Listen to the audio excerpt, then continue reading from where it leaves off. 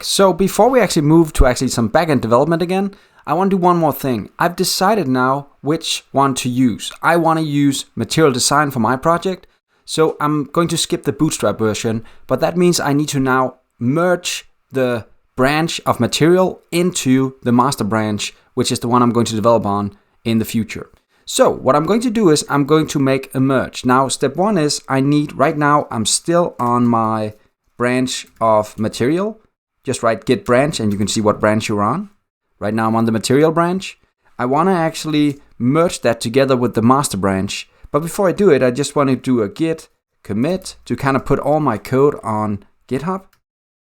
And I'll do a message called adding styles. There we go. I'll do a git push and then it'll be pushed to the material branch in the cloud. Okay, so on GitHub.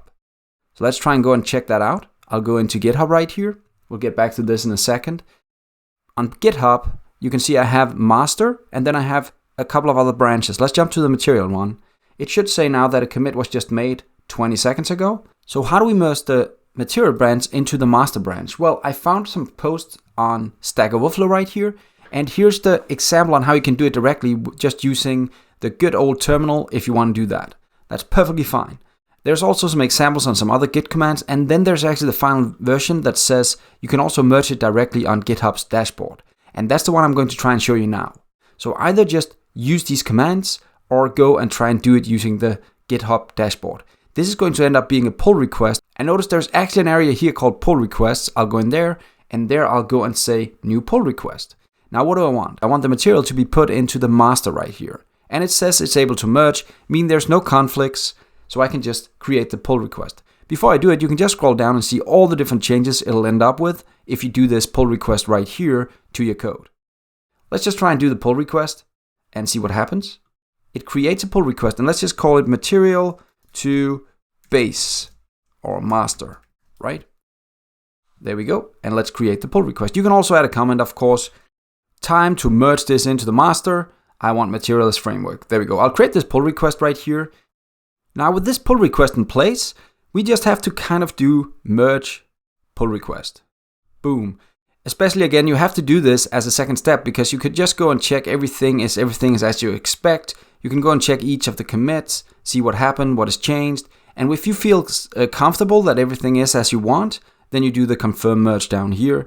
Boom, and now you've merged it. Now this is really, really powerful when we're working together as multiple developers because it actually helps us checking out each other's code, reviewing each other's code before we actually do a merge. So again, this is a very cool way. If somebody else were working on my code, they could go and check out the code and see, oh my God, why does he do the code like this? I'm going to tell him it's better to do it like this.